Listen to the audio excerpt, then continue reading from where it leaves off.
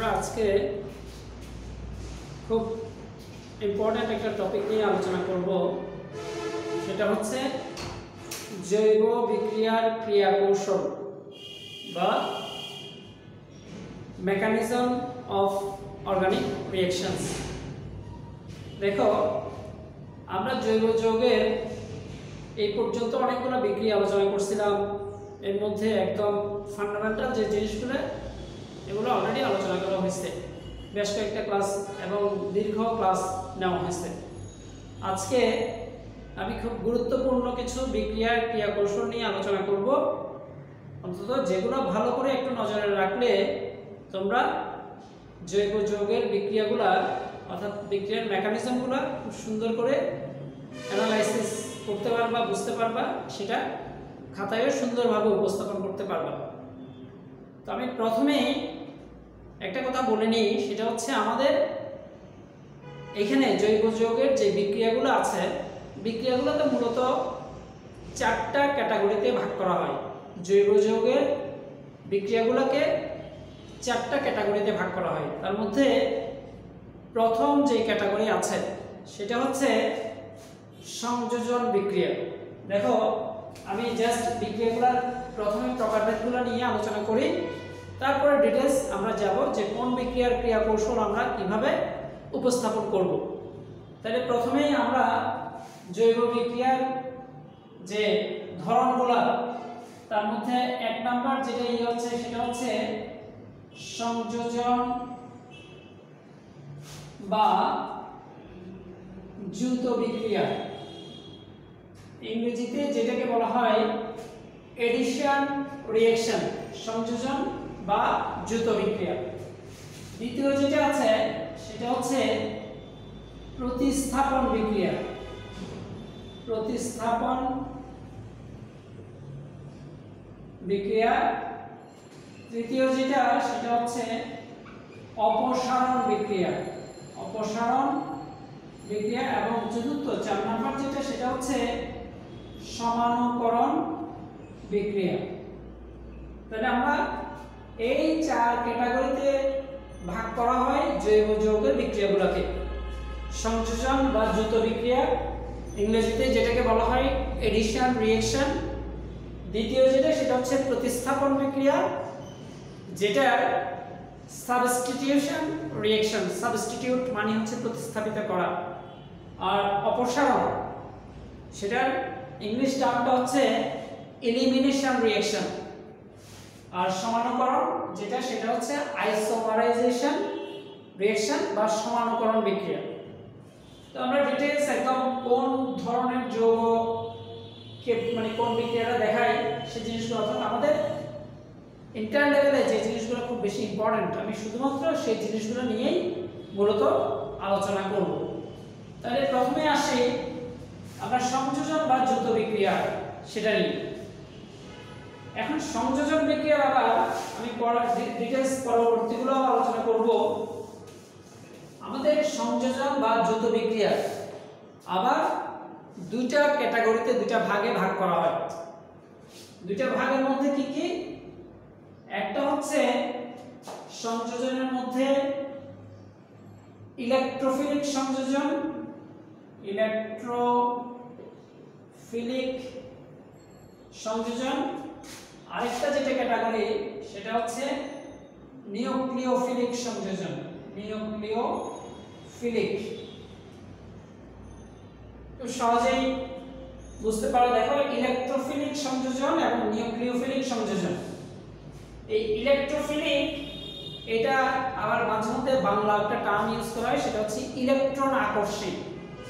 আবার এটাকে নিউক্লিওফিলিক যেটা আছে সেটা আবার বাংলা দুই ধরনের বাংলা হয়, একটা হচ্ছে নিউক্লিয়াস আকর্ষী অথবা কেন্দ্রাকর্ষী বলা হয়, দুইটা term.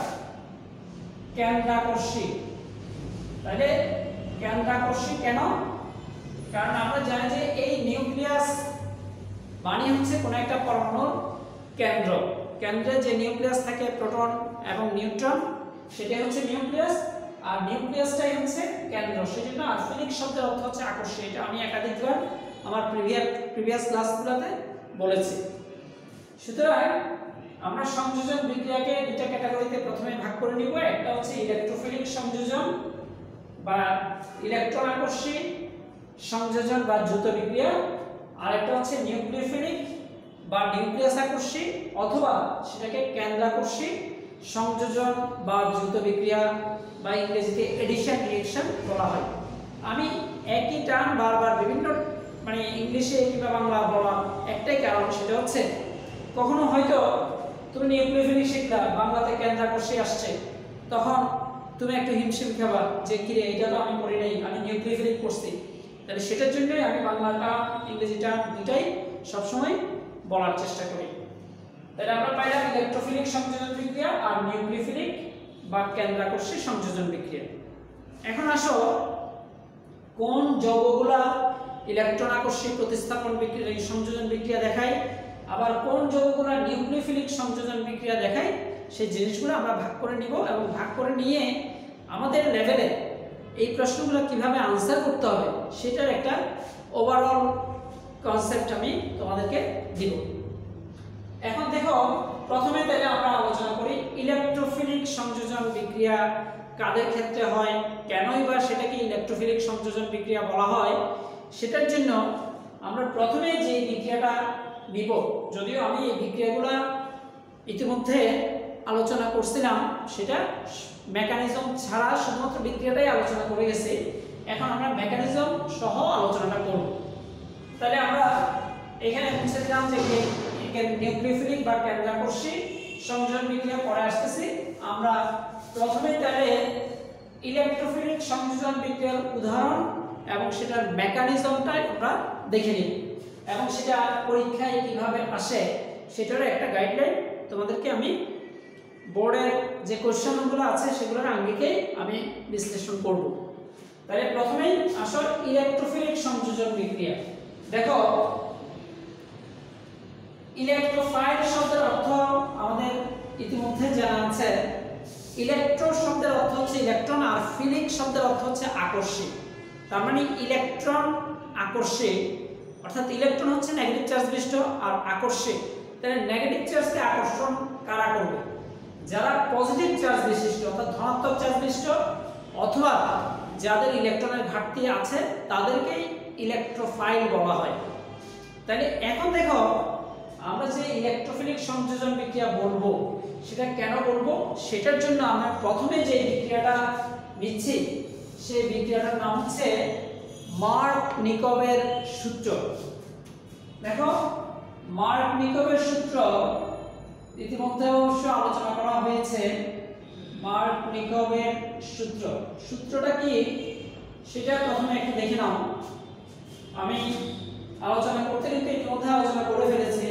CH3 CH double bond CH2 এটা একটা অপ্রতিসম অসম্পৃক্ত হাইড্রোকার্বনের সাথে অপ্রতিসম কোনো বিকারকের বিক্রিয়ায়, অপ্রতিসম অসম্পৃক্ত হাইড্রোকার্বনের সাথে অপ্রতিসম কোনো বিকারকের বিক্রিয়ায় বিকারক অণুর ঋণাত্মক অংশটি অসম্পৃক্ত হাইড্রোকার্বনের যে কার্বনে হাইড্রোজেন কম থাকে সেখানেই যুক্ত হবে। এটা ছিল আমাদের মার্ক-নিকোভের সূত্রের মূল প্রতিপাদ্য।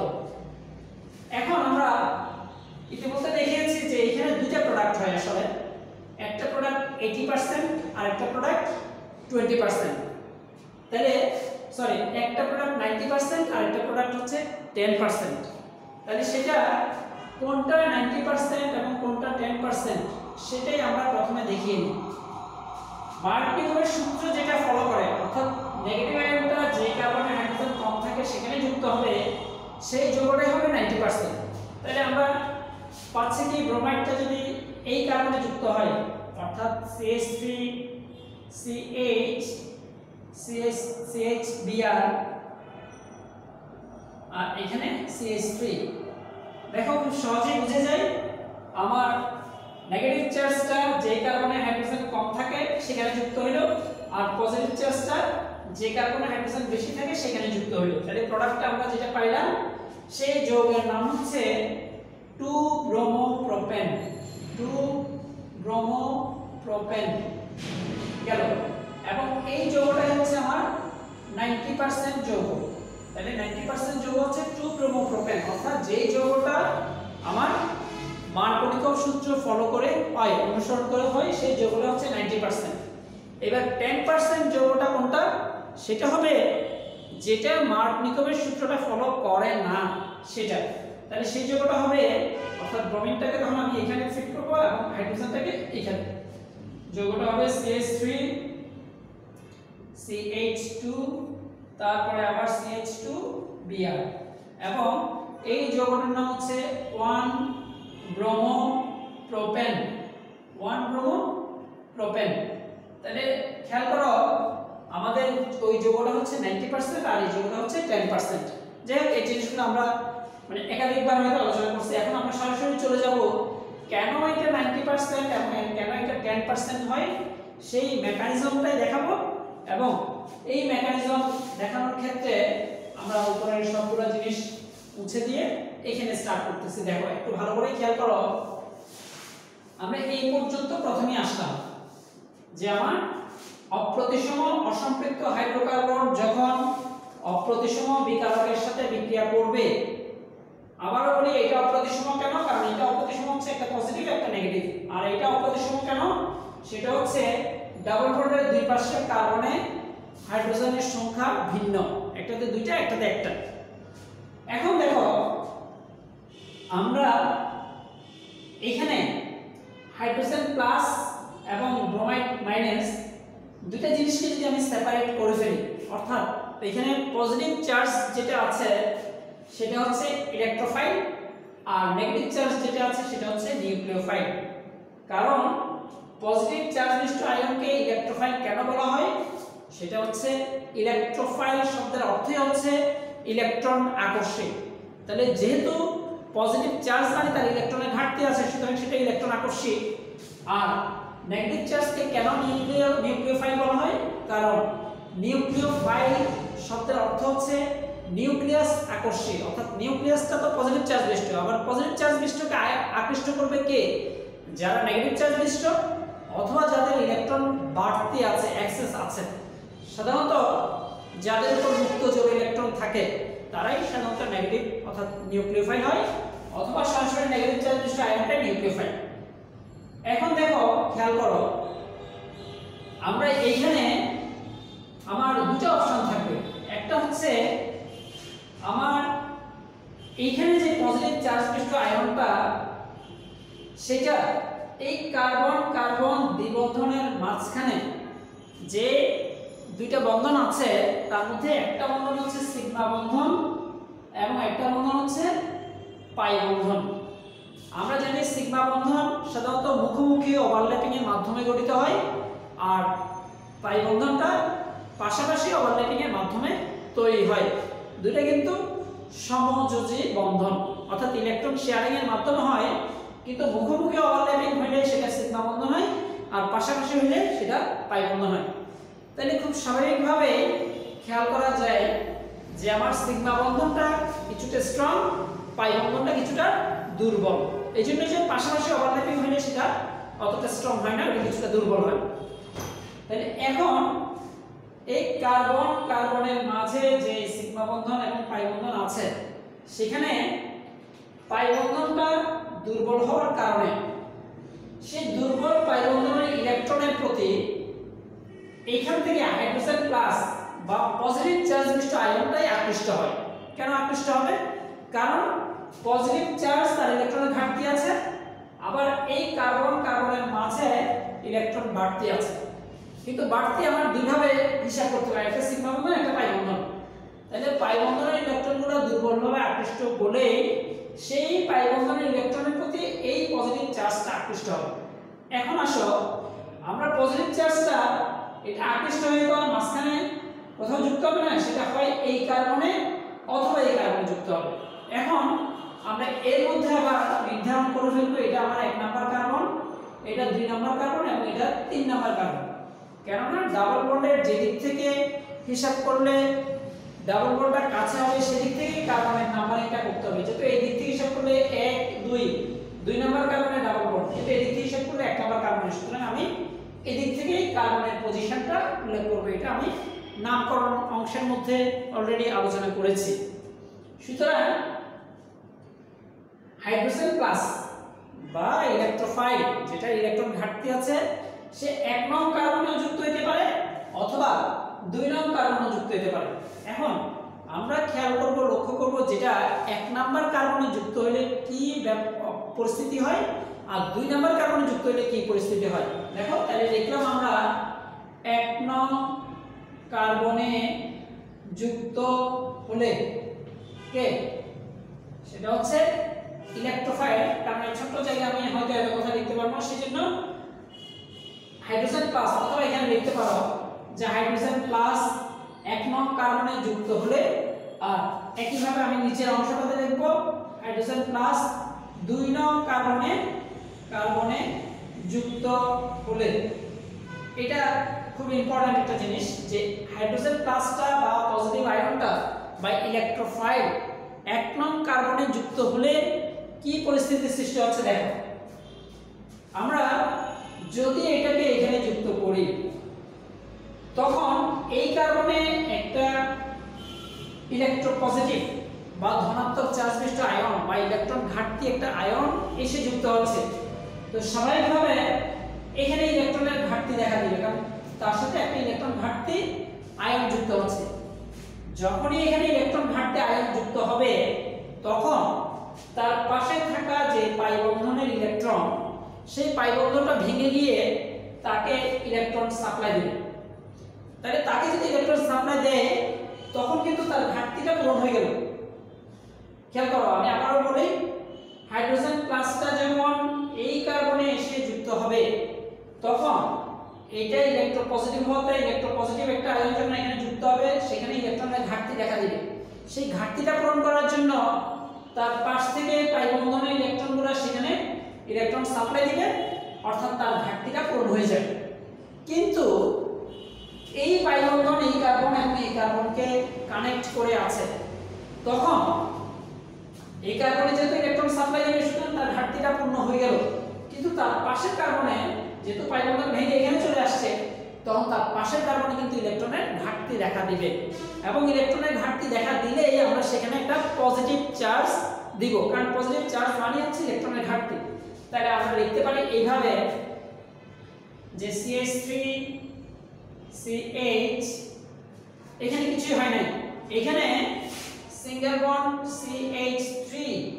কেন? হাইড্রোজেন প্লাসটা যখন এখানে যুক্ত হলো CH2 এর সাথে আরেকটা হাইড্রোজেন যুক্ত হয়ে CH3 হলো, আর একটা পজিটিভ চার্জ হওয়ার কথা ছিল, কিন্তু সেই পজিটিভ চার্জ তো এখান থেকে ইলেকট্রন পেয়ে ঘাটতিটা পূরণ করে ফেলছে।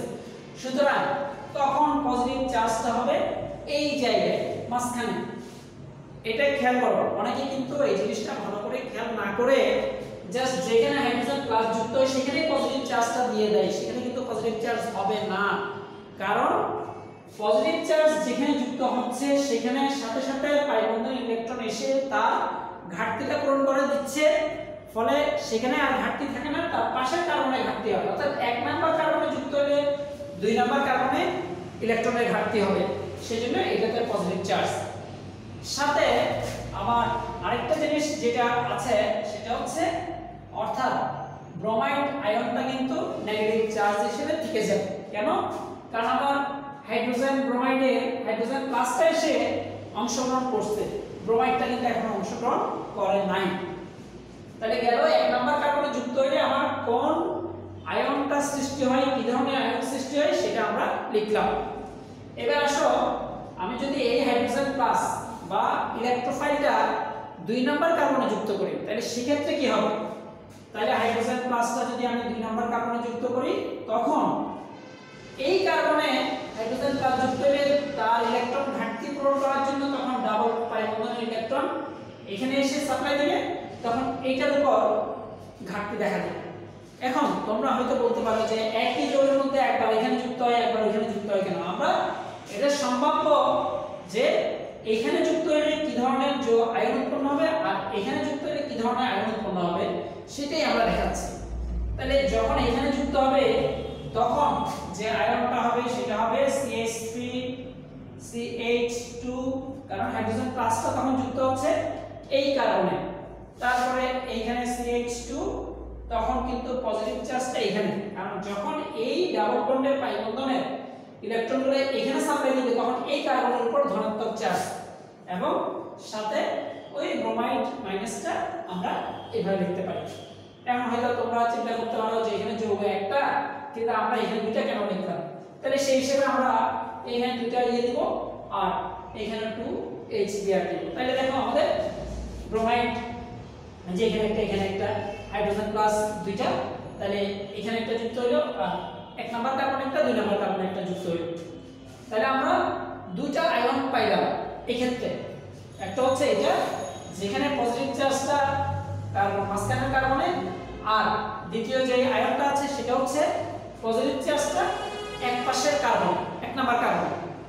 এখন দেখো এই পজিটিভ চার্জ মিশ্রিত আয়ন যেটা আছে, অর্থাৎ কার্বনের উপর যদি ধনাত্মক চার্জ থাকে তখন সেগুলোকে বলা হয় কার্বনিয়াম আয়ন। কার্বনিয়াম আয়ন বলা হয়, এটাও কার্বনিয়াম আয়ন। আবার নিচে এখানে যেটা আছে সেটাও কিন্তু কার্বনিয়াম আয়ন। এই কার্বনিয়াম আয়নের আরেকটা নাম আছে, এটাকে কার্বোক্যাটায়ন বলা হয়, কার্বনিয়াম আয়ন বা কার্বোক্যাটায়ন। এখন খেয়াল করে দেখো আমরা কিন্তু এর মধ্যে 1 ডিগ্রি 2 ডিগ্রি এবং 3 ডিগ্রি অ্যালকোহল নিয়ে আলোচনা করেছি। তাহলে 1 ডিগ্রি অ্যালকোহল ছিল, লাস্টে CH2OH থাকলে সেটা 1 ডিগ্রি অ্যালকোহল। CHOH যখন দুই দিকে দুটো অ্যালকাইল গ্রুপ থাকে তখন সেটা হচ্ছে 2 ডিগ্রি অ্যালকোহল। এখানেও কিন্তু আমার এই যে কার্বনিয়াম আয়নের দুই পাশে দুটো অ্যালকাইল গ্রুপ, সুতরাং এটা কিন্তু 2 ডিগ্রি কার্বনিয়াম আয়ন। আমরা এখানে যে কার্বনিয়াম আয়নটা পাইলাম সেটা হচ্ছে 2 ডিগ্রি কার্বনিয়াম আয়ন বা 2 ডিগ্রি কার্বোক্যাটায়ন। আর নিচে যেটা হচ্ছে সেটা কিন্তু এইদিকে কোনো অ্যালকাইল মূলক নাই, শুধু এইদিকে একটা ইথাইল মূলক বা অ্যালকাইল মূলক যুক্ত আছে, সুতরাং এটা হচ্ছে আমাদের 1 ডিগ্রি কার্বনিয়াম আয়ন। উপরেরটা 2 ডিগ্রি কার্বনিয়াম আয়ন আর নিচেরটা হচ্ছে 1 ডিগ্রি কার্বনিয়াম আয়ন। তাহলে দেখো আমরা দেখার সময় কিন্তু এই জিনিসগুলোই আমাদের মেকানিজমের মধ্যে ফুটিয়ে তুলতে হবে। অর্থাৎ আমার যখন অপ্রতিসম অসম্পৃক্ত হাইড্রোকার্বনের সাথে অপ্রতিসম যৌগ বিক্রিয়া করে তখন আমাদের সম্ভাব্য যে দুইটা আয়ন উৎপন্ন হবে সেই দুইটা কিভাবে উৎপন্ন হবে, হাইড্রোজেন প্লাস বা ইলেকট্রোফাইল এক নাম্বার কার্বনে যুক্ত হলে এটা হয়, আর এখানে যুক্ত হলে এই কার্বনিয়াম আয়নটা উৎপন্ন হয়, সাথে নেগেটিভ আয়নটা আছে। এবারে খেয়াল করে দেখো আমাদের 1 ডিগ্রি 2 ডিগ্রি এবং 3 ডিগ্রি কার্বনিয়াম আয়ন আছে। 3 ডিগ্রি কার্বনিয়াম আয়ন কখন হবে, যদি কার্বনিয়াম আয়নের তিন পাশে তিনটা অ্যালকাইল গ্রুপ থাকতো তাহলে সেটা 3 ডিগ্রি কার্বনিয়াম আয়ন হইতো। এখন যেহেতু নাই আমাদের ওটা নিয়ে আলোচনা করার দরকার নেই। এইবার দেখো 1 ডিগ্রি 2 ডিগ্রি এবং 3 ডিগ্রি কার্বনিয়াম আয়নের স্থায়িত্বের একটা ক্রম আছে, মানে কোনটার স্টেবিলিটি কম বেশি এটা। তাহলে স্থায়িত্বের যে ক্রম আছে, স্থায়িত্বের ক্রমটা হচ্ছে 3 degree greater than 2 degree greater than 1 degree, মানে 3 ডিগ্রি কার্বনিয়াম আয়নটা সবচেয়ে বেশি স্থায়ী, 2 ডিগ্রি কার্বনিয়াম আয়নটা কিছুটা কম স্থায়ী এবং 1 ডিগ্রি কার্বনিয়াম আয়নটা আরো কম স্থায়ী। এখানে স্থায়িত্ব বলতে বা স্থায়ী বলতে আমরা কি বুঝাই, সেটা হচ্ছে এই কার্বনিয়াম আয়ন ক্যাটায়নগুলো বা কার্বোক্যাটায়ন বা কার্বনিয়াম আয়নগুলো উৎপন্ন হওয়ার সাথে সাথে ভ্যানিশ হয়ে যায়, কিন্তু সেই হিসেবে 3 ডিগ্রি কার্বনিয়াম আয়নটা কিছুটা সময়ের জন্য এক্সিস্ট করে থাকে। তাহলে যে কিছুটা সময়ের জন্য থাকবে সেই তো প্রোডাক্ট বেশি তৈরি করবে, আর যে কম সময়ের জন্য থাকবে সে প্রোডাক্ট কম তৈরি করবে। তাহলে দেখো এখানে 2 ডিগ্রি এবং 1 ডিগ্রির মধ্যে 2 ডিগ্রি কার্বনিয়াম আয়নটা যেহেতু কিছুটা বেশি সময়ের জন্য থাকে, তার স্থায়িত্ব বেশি। আমাদের কথাটা কিন্তু এটা স্থায়িত্বের ক্রম, অর্থাৎ কার্বনিয়ামের স্থায়িত্বের ক্রম নির্ভরক, এটা লিখে তারপর বলবো যেহেতু এখানে 2 ডিগ্রি কার্বনিয়ামের স্থায়িত্ব বেশি, সুতরাং 2 ডিগ্রি কার্বনিয়াম আয়ন দ্বারা সৃষ্ট উৎপাদ। এখন সৃষ্ট উৎপাদ কিভাবে হবে, এখানে জায়গার জন্য আমরা একটু ভিন্নভাবে এটার পরে, অর্থাৎ আমি এখানে ছোট আরেকটু বড় জায়গা রেখে তারপর সরাসরি এখানে দেখতে পারি। আমি এইখানে দেখাবো কি আমার এইখান থেকে যে প্রোডাক্টটা হবে এই ব্রোমাইড মাইনাস বা নেগেটিভ চার্জটা এই পজিটিভ চার্জের সাথে যুক্ত হবে। তাহলে যুক্ত হইলে CH3 CH এখানে Br এটা CH3, তাহলে এই যৌগটা উৎপন্ন হবে এবং যেহেতু এই কার্বন 2 ডিগ্রি কার্বনিক আয়নের স্থায়িত্ব 1 ডিগ্রির চেয়ে বেশি, সুতরাং এটা দ্বারা সৃষ্ট যৌগের পার্সেন্টেজও 90%। আর অন্য যৌগটা যেটা 1 ডিগ্রি কার্বনিক আয়ন থেকে সৃষ্ট যৌগ সেটাও আমরা এখান থেকে লিখি, সেটা হচ্ছে কি এই পাশে দেখাই CH3 CH2 আবার CH2 Br। তাহলে এই কার্বনিক আয়নের স্থায়িত্বটা কম, সুতরাং তার পার্সেন্টেজও কম, এটা 90% এটা 10%। তাহলে এটাই হচ্ছে আমার মার্কোনিকভ সূত্রের ক্রিয়া কৌশল। অর্থাৎ পরীক্ষায় যখন আসে যে এটার বিক্রিয়া দিয়ে এখানে A একটা যৌগ B একটা যৌগ তৈরি হলো, বললো A ও B যৌগের শতকরা উৎপাদের পরিমাণের ভিন্নতার কারণ বিশ্লেষণ করো। তাহলে শতকরা উৎপাদন একটা 90% হচ্ছে আর একটা 10% হচ্ছে। তাহলে এই যে 90% আর 10% পার্সেন্টেজের এরকম ডিফারেন্স কেন, সেটাই আমরা এই যে মেকানিজমের মাধ্যমে 2 degree carbonic ion 1 degree carbonic আয়নের মাধ্যমে এক্সপ্লেইন করতে পারব। তাহলে আমার প্রথম ধাপে এই বিক্রিয়াটা গেল, যেটা মার্কোনিকভ সূত্রের ক্রিয়া কৌশল।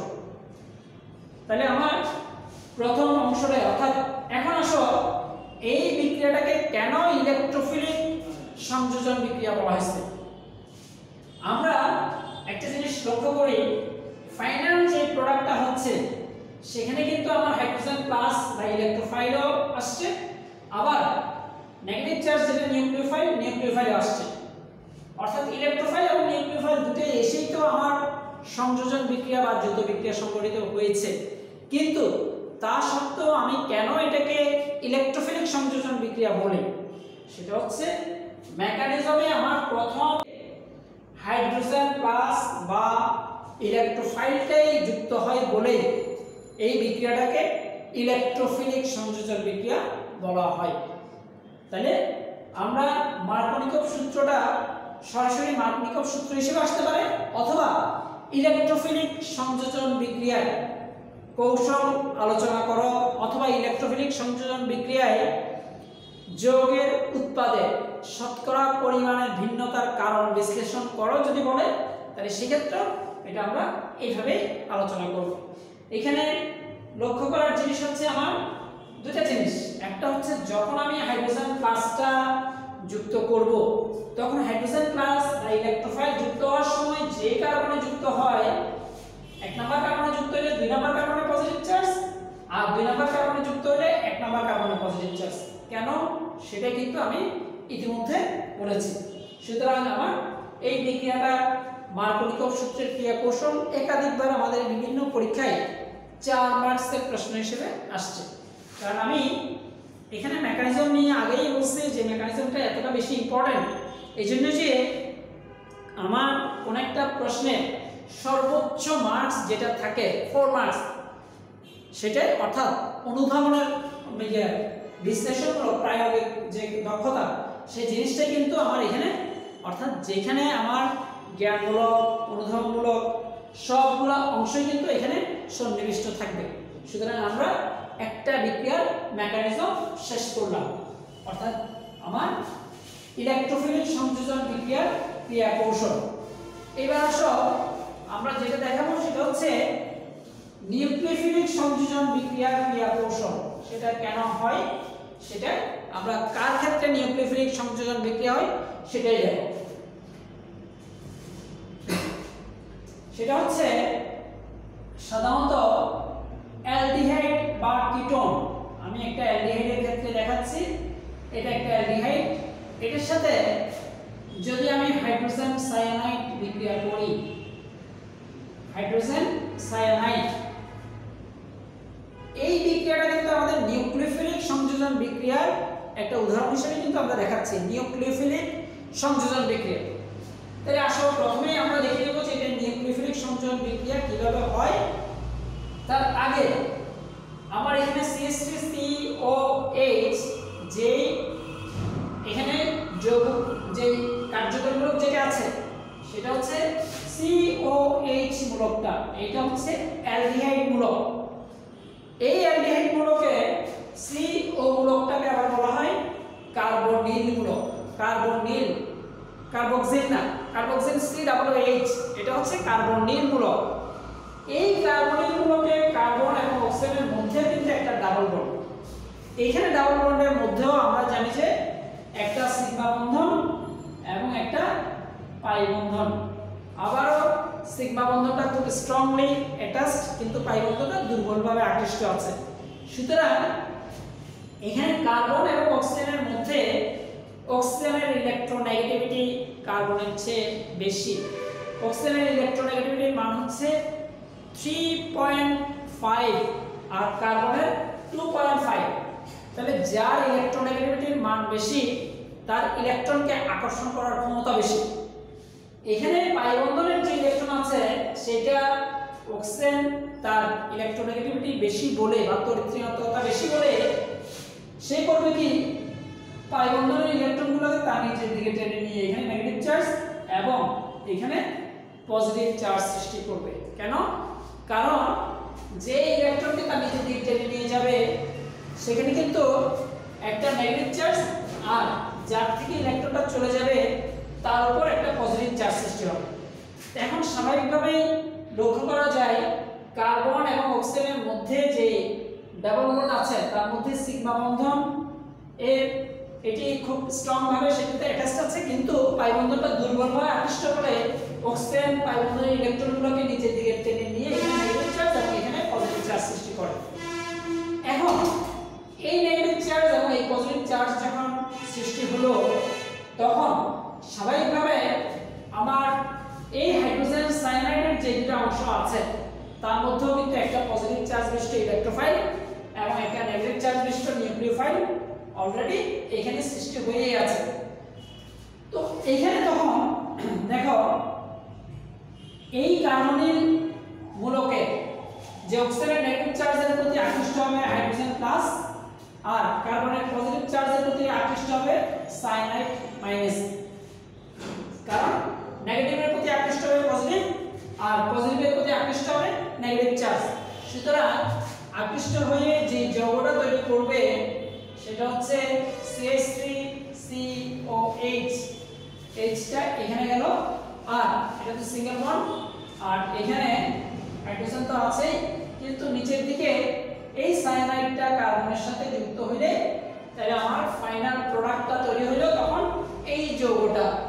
দেখো এখন এইবার আবার আমরা আগেরবার যেটা ইলেকট্রোফিলিক সংযোজন বিক্রিয়ার ক্ষেত্রে বলছিলাম যেটা সেটাতে কিন্তু আমাদের ইলেকট্রোফাইলটাই প্রথমে যুক্ত হয়েছিল বলেই সেটা ইলেকট্রোফিলিক সংযোজন বিক্রিয়া ছিল। কিন্তু খেয়াল করো আমাদের এখানে কিন্তু ইলেকট্রোফাইলটা প্রথমে নিউক্লিওফাইলটা পরে এরকম কিছু না, দুটোই কিন্তু একসাথে যুক্ত হচ্ছে। কিন্তু এখানে নিউক্লিওফিলিক সংযোজন বিক্রিয়া বলার অর্থ হচ্ছে আমরা জৈব যৌগের বিক্রিয়া বলতে মূলত কার্বনের বিক্রিয়াকেই বুঝি। তাহলে কার্বনের সাথে যুক্ত হচ্ছে কে? সায়ানাইড। তাহলে কার্বনের সাথে যেহেতু সায়ানাইড নেগেটিভ চার্জ বিশিষ্ট আয়ন বা নিউক্লিওফাইল, তাহলে নিউক্লিওফাইলটাই কার্বনের সাথে যুক্ত হচ্ছে বলেই কিন্তু এটাকে নিউক্লিওফিলিক সংযোজন বিক্রিয়া বলা হয়। তাহলে আমরা এই অ্যালডিহাইড এর সাথে হাইড্রোজেন সায়ানাইড যুক্ত করার ক্ষেত্রে এটা যে একটা নিউক্লিওফিলিক সংযোজন বিক্রিয়া হচ্ছে তাহলে সেটা আমরা বিক্রিয়ার মাধ্যমে কথায় লিখে সেটা ফুটিয়ে তুলব। এবার দেখো আমরা এটা অ্যালডিহাইডের ক্ষেত্রে দেখালাম, আমরা এটা একটা কিটোনের ক্ষেত্রেও দেখাতে পারি। তাহলে কিটোনের ক্ষেত্রে দেখাবো কিভাবে? একইভাবে আমার CH3COCH3 এটা লিখলাম।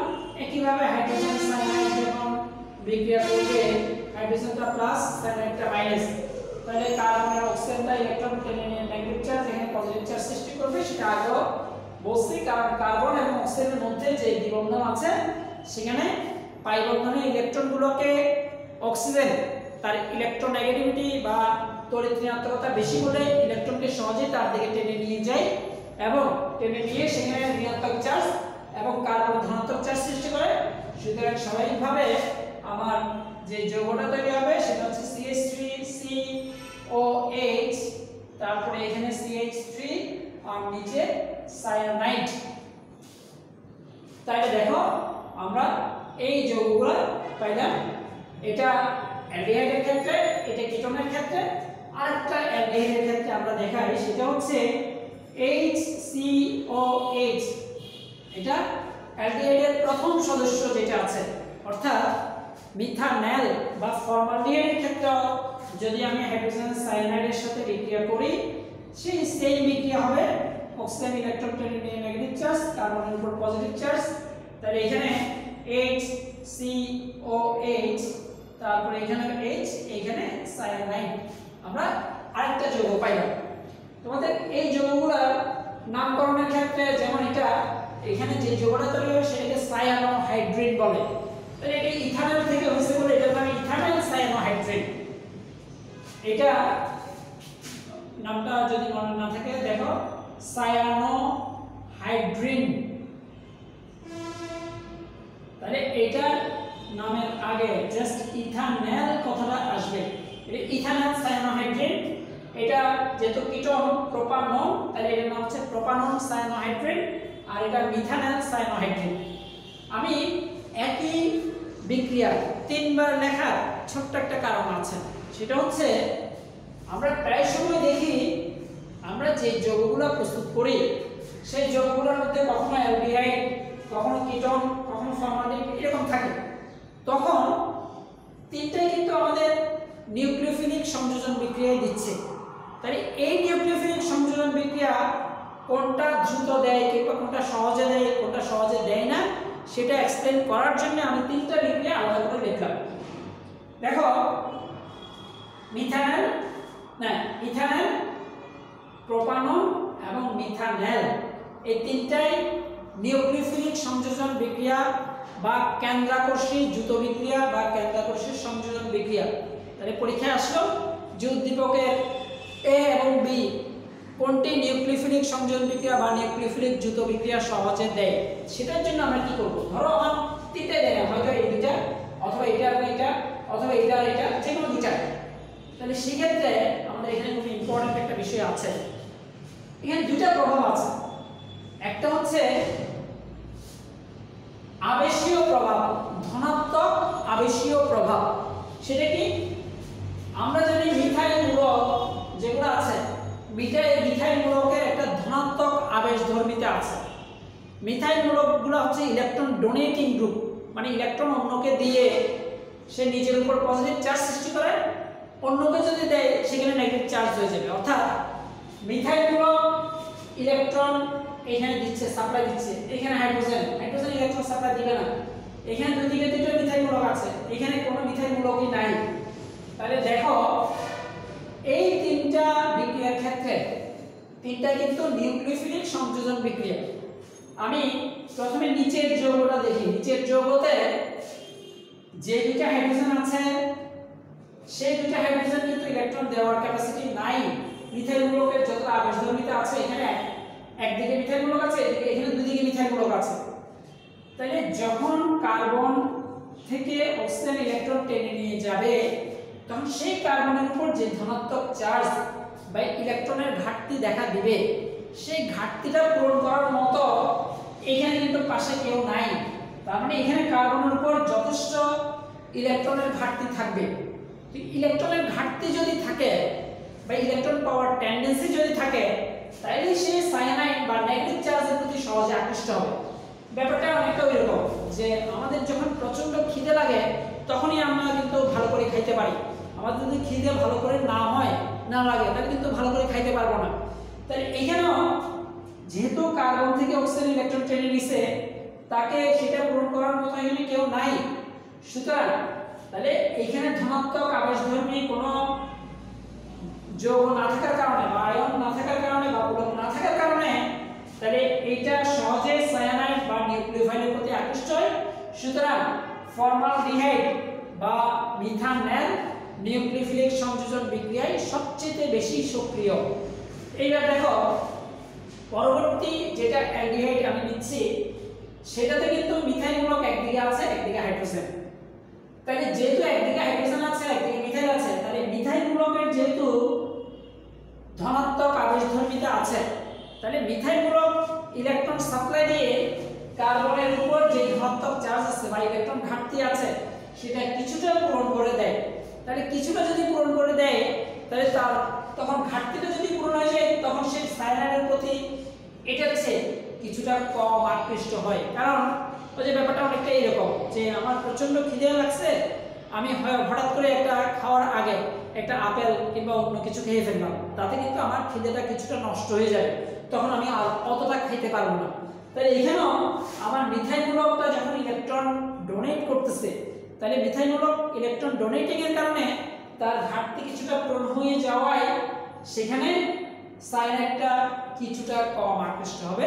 আর আরেকটা ব্যাপার আছে, এই যে এটার সঙ্গে আমরা বলি এখানে তাহলে এটা ধনাত্মক আবেশধর্মিতা এটাতে টোটালি নাই, এটাতে কিছুটা আছে একটা মিথাইলমূলক থাকার কারণে, কিন্তু এইখানে আমার দুইটা মিথাইলমূলক দুই দিক থেকে থাকার কারণে সেখানে ধনাত্মক আবেশধর্মিতা বেশি হয়, সেই কার্বনের উপর কিন্তু ধনাত্মক চার্জ অনেকখানি হ্রাস পায়। কারণ দুই দিক থেকে মিথাইলমূলক ইলেকট্রন ডোনেট করে তার ইলেকট্রনের মানে ঘাটতিটাকে অনেকটাই পূরণ করে দেয়। অনেকটাই যদি পূরণ করে দেয় তখন সে সায়ানাইডের প্রতি আর আকৃষ্ট তেমন একটা হয় না।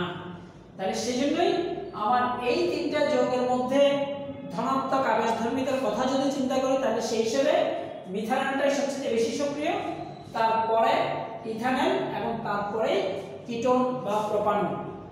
এখন যদি আমার এই দুটার মধ্যে আসে তখন এটা বেশি সক্রিয়, এটা কম সক্রিয়, ঠিক আছে। আবার যদি খেয়াল করো, যদি আমার দুটাই একটা ইথানল আছে আর একটা প্রোপানল আছে, প্রোপানলটা কি, আমি যদি এদিকে CH2 এখানে আরেকটা CH3 লিখি তখন স্বাভাবিকভাবে মিথাইলমূলক যতখানি ইলেকট্রন দান করে ইথাইলমূলক তার চেয়ে বেশি দান করে, তাহলে সেটার কিন্তু সক্রিয়তাটা আরো কমে যাবে। সুতরাং অর্থাৎ আমার যখনই আমি এখানে একই ধরনের অ্যালডিহাইড দিয়ে আলোচনা করব তখন সেখানে অ্যালকাইল মূলকটা কত বড় সেটা কিন্তু আমাদেরকে দেখতে হবে। অ্যালকাইল মূলক যত বড় হবে তার ধনাত্মক আবেশধর্মিতা তত বেশি হবে, টেন্ডেন্সি তত কমে যাবে তখন, কারণ ইলেকট্রন সাপ্লাই যদি বেশি যায় এই কার্বনের উপর ঘাটতি কমে যাবে, আর ঘাটতি কমলে সায়ানাইডের প্রতি আকৃষ্ট কম হবে। সুতরাং এটা গেল আমাদের একটা কারণ যে ধনাত্মক আবেশধর্মিতার কারণে আমাদের অ্যালডিহাইড কিটোনের সক্রিয়তা কোনটা কি হয় সেটা দেখেন। এবার আরেকটা খুব ইম্পর্টেন্ট জিনিস আছে, সেটা হচ্ছে steric hindrance. Steric hindrance, hindrance শব্দের অর্থ হচ্ছে বাধা, স্টেরিক বাধা, যেটাকে স্থান সংক্রান্ত বাধাও বলা হয়। দেখো সেটা কি, আমরা যদি এইখানে এই দুটো হাইড্রোজেনের কথা চিন্তা করি, হাইড্রোজেন দুটার পরমাণুর আকার কিন্তু ছোট, কিন্তু সেটার তুলনায় এখানে একটা মিথাইল মূলক থাকার কারণে আমি যদি মিথাইল মূলকটাকে একটু এনলার্জ করি, বড় করে এভাবে দেখি যে কার্বনের সাথে এদিকে একটা হাইড্রোজেন, এদিকে একটা হাইড্রোজেন এবং এদিকে একটা হাইড্রোজেন গাঠনিক সংকেত দিয়ে দেখি, তাহলে দেখো এইখানে এই মিথাইল মূলকটা অনেকটুকু জায়গা দখল করে নেয়।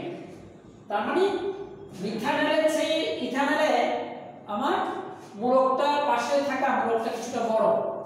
এবার দেখো এইখানে দুইটা মিথাইল মূলক থাকার কারণে এই দুইটা মিথাইল মূলকের জায়গা দখল করার টেন্ডেন্সিটা ওদের চেয়ে বেশি, সুতরাং এটা হচ্ছে এটা আরো বেশি জায়গা দখল করে, এটা সবচেয়ে কম জায়গা দখল করে। তাহলে এখানে স্টেরিক বাধা সবচেয়ে বেশি কোথায়, এটাতে স্টেরিক বাধা সবচেয়ে বেশি। এখন স্টেরিক বাধার কারণে কি হয় সেটা হচ্ছে আমার এখানে যখন সায়ানাইড এসে কার্বনের সাথে যুক্ত হবে তখন সেখানে কিন্তু যথেষ্ট যখন বাধা পাবে তখন সহজে যুক্ত হইতে চাইবে না। তাহলে দেখো আমার এখানে কোনো বাধা নাই, সহজে যুক্ত হবে। এটা এমনিতেই বেশি সক্রিয় ছিল যেহেতু কোনো ধনাত্মক আবেশধর্মিতা ছিল না, এখন সেখানে কিন্তু স্টেরিক বাধাও তেমন নাই। তাহলে দুইটা কারণেই কিন্তু আমার মিথানল বা ফর্মালডিহাইড ওটার চেয়ে বেশি সক্রিয়, এটা তার চেয়ে কিছুটা কম সক্রিয়, কারণ একদিকে স্টেরিক বাধা আছে অন্যদিকে কম থাকলেও। আবার কিটোনের ক্ষেত্রে আমার স্টেরিক বাধাটা সবচেয়ে বেশি, সুতরাং স্টেরিক বাধা বেশি হওয়ার কারণে সেই কিটোনটা ওটার চেয়েও কম সক্রিয়। তাহলে এই দুইটা কারণে একটা হচ্ছে ধনাত্মক আবেশধর্মিতা আর একটা হচ্ছে স্টেরিক বাধা। তাহলে আমার ওভারঅল যদি বলতে হয় তাহলে সেক্ষেত্রে আমরা বলতে পারি যে মিথানল এর ধনাত্মক আবেশধর্মিতা নাই প্লাস স্টেরিক বাধাও নাই, সেজন্য সেটা নিউক্লিওফিলিক সংযোজন বিক্রিয়া খুব দ্রুত দেয়, সহজে দেয়। তার চেয়ে কম হচ্ছে অ্যালডিহাইড, একটু কম দিবে কারণ সেদিকে অন্য অ্যালডিহাইড মিথানল বাদে অন্য অ্যালডিহাইড কিছুটা কম দিবে, কারণ তার একদিকে একটা অ্যালকাইলমূলক মাস্ট থাকবেই। কারণ একদম অ্যালডিহাইডের মধ্যে সবচেয়ে ছোট সদস্য হচ্ছে এটা, যার দুদিকে হাইড্রোজেন আছে, এর চেয়ে ছোট আর নাই। কারণ প্রতিটাতেই CH মূলক অ্যালডিহাইডে থাকলেও অন্য প্রান্তে অবশ্যই অ্যালকাইলমূলক থাকবে, মিথাইল, ইথাইল, প্রোপাইল, বিউটাইল ইত্যাদি। সুতরাং মিথানলের চেয়ে ইথানল আরেকটু কম সক্রিয় এবং ইথানলের চেয়ে প্রোপানল আরো কম সক্রিয় হবে। তাহলে আমরা এই যে যখনই আসবে যে অ্যালডিহাইড এবং কিটোনের মধ্যে কোনটা অধিক সক্রিয় কোনটা কম সক্রিয়, তাহলে আমরা এখান থেকে বুঝে নিব।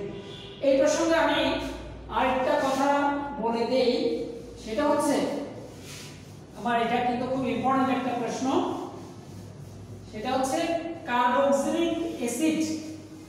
যেমন আমি একটা কার্বক্সিলিক অ্যাসিড লিখি CH3CO আবার OH, দেখো CH3COOH কার্বক্সিলিক অ্যাসিড।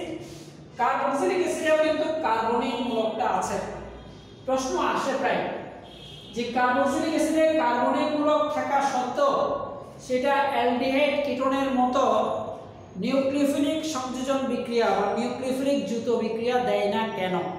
কেন দেখো, এই ক্ষেত্রে কার্বন এবং অক্সিজেনের মধ্যে যে পাই বন্ধন আছে সেটা ক্ষেত্রে আবারও অক্সিজেন ইলেকট্রন টেনে নিয়ে নেগেটিভ চার্জ, কার্বনের উপর পজিটিভ চার্জ সৃষ্টি হয়, এতটুকু ঠিক আছে। কিন্তু কার্বনের পাশে যে অক্সিজেনটা যুক্ত আছে তার উপর কিন্তু দুই জোড়া মুক্ত জোড় ইলেকট্রন থাকে। এই দুই জোড়া মুক্ত জোড় ইলেকট্রন যখনই এই কার্বনের ইলেকট্রন ঘাটতি দেখা দেয়, সেখান থেকে ইলেকট্রন এসে এখানে সাপ্লাই দিয়ে ইলেকট্রনের ঘাটতিটা কিন্তু সেই পূরণ করে দেয়। কে? অক্সিজেন। কারণ আমার অ্যালডিহাইড কিটোনে তো আর পাশে অক্সিজেন ছিল না, তাহলে এখানে অক্সিজেন ইলেকট্রন ঘাটতি পূরণ করে দেয় বলে কার্বনের উপর ধনাত্মক চার্জটা আর থাকে না। তাহলে কার্বনের উপর ধনাত্মক চার্জ যদি না থাকে তাহলে স্বাভাবিকভাবে নিউক্লিওফাইলের প্রতি সে আকৃষ্ট হবে না। সুতরাং সেই কারণে অ্যাসিড বা কার্বক্সিলিক অ্যাসিডে কার্বনিক মূলক থাকা সত্ত্বেও সেটা নিউক্লিওফিলিক সংযোজন বিক্রিয়া দেয় না। ঠিক আছে? তাহলে আমাদের ইলেকট্রোফিলিক সংযোজন এবং নিউক্লিওফিলিক সংযোজন দুটাই আমরা শেষ করলাম। এইবার যেটা আমরা করব সেটা হচ্ছে আমার এর পরে দুইটা বিক্রিয়া, যেটা একটা ইলেকট্রোফিলিক প্রতিস্থাপন বিক্রিয়া আর একটা নিউক্লিওফিলিক প্রতিস্থাপন বিক্রিয়া। তাহলে এখন আসো প্রতিস্থাপন বিক্রিয়া, আমাদের এখানে দুইটা ক্যাটাগরির প্রতিস্থাপন বিক্রিয়া আছে। প্রতিস্থাপন দুই ক্যাটাগরির, সেই আগের মতোই।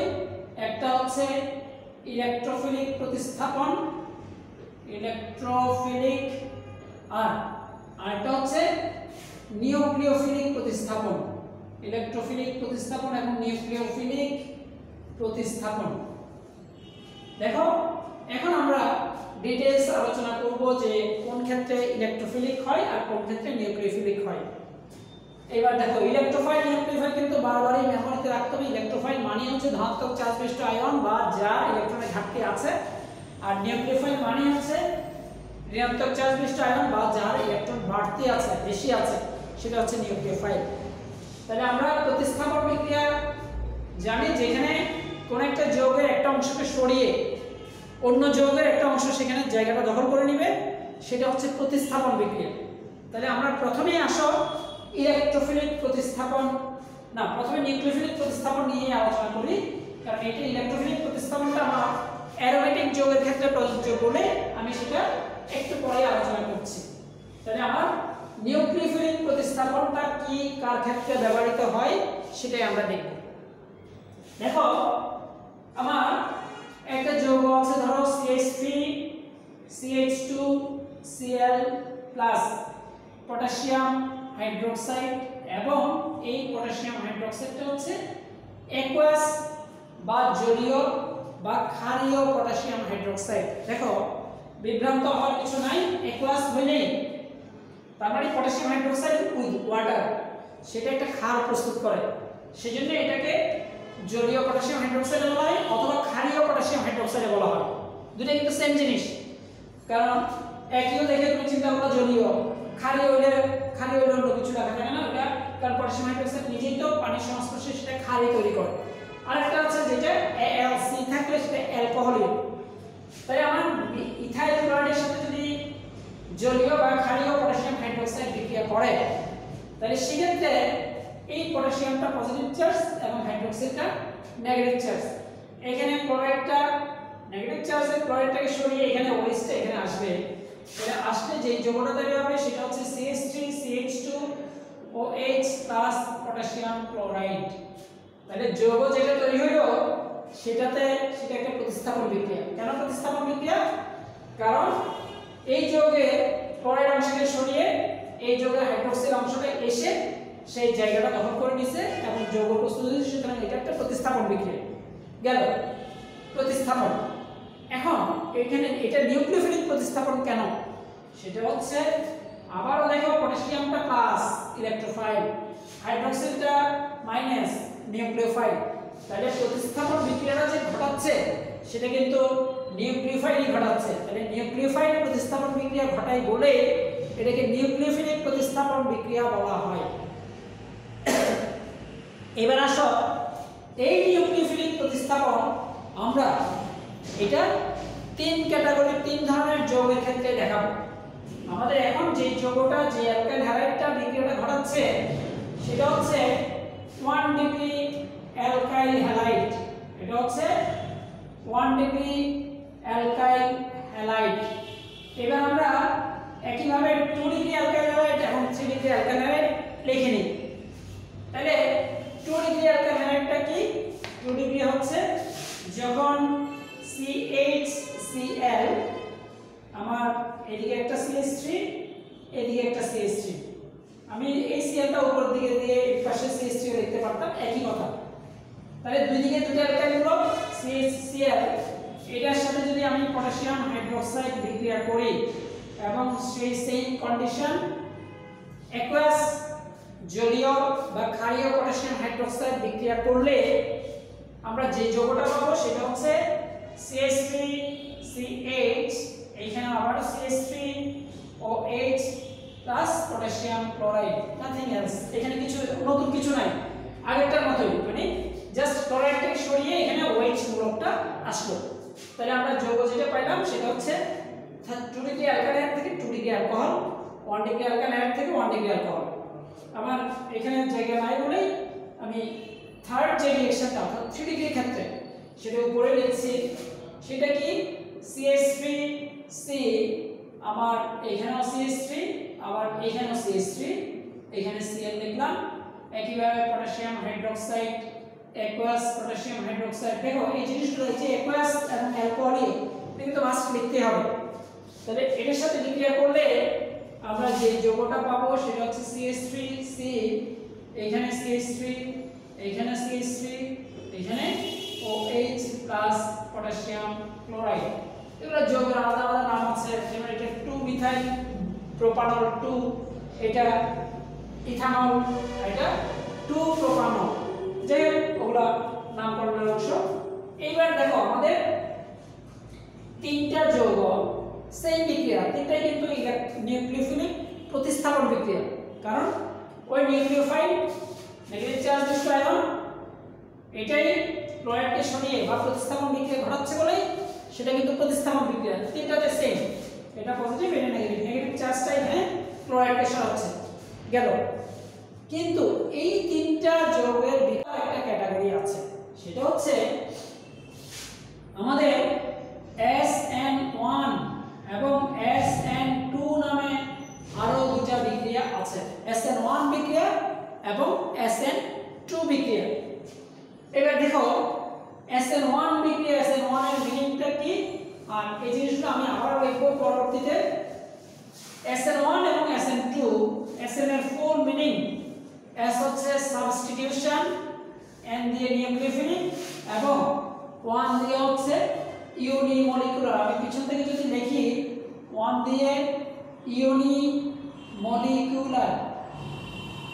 বা বাংলাতে যেটাকে বলা হয় একাণবিক, মানে এক আণবিক, ইউনিমলিকুলার, নিউক্লিওফিলিক,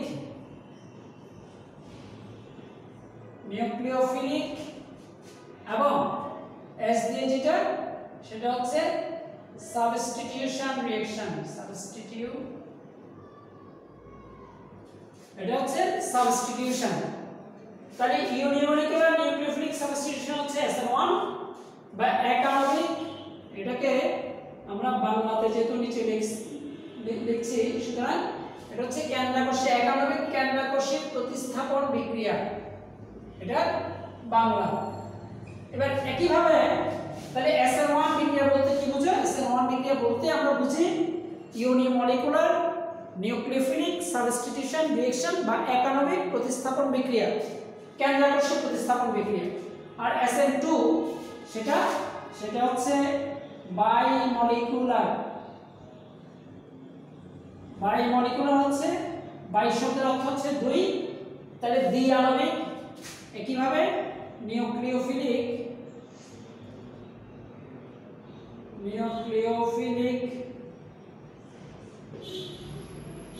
সাবস্টিটিউশন রিঅ্যাকশন, একইভাবে সাবস্টিটিউশন, তাহলে দ্বিআণবিক কেন্দ্রাকর্ষী প্রতিস্থাপন বিক্রিয়া হচ্ছে দ্বিআণবিক বাইমলিকুলার নিউক্লিওফিলিক বা SN2 বিক্রিয়া। এইবার দেখো SN1 কোত্থেকে কাদের ক্ষেত্রে হয় আর SN2 কার ক্ষেত্রে হয়। তাহলে আমরা পাইলাম SN1 এর মিনিংটা কি আর SN2 মিনিংটা কি। এইবার আমরা SN1 এবং SN2 নিয়ে ডিটেইলস আলোচনা করব, সেটা মেকানিজম কিভাবে হয়, কার ক্ষেত্রে হয় সেটা দেখো।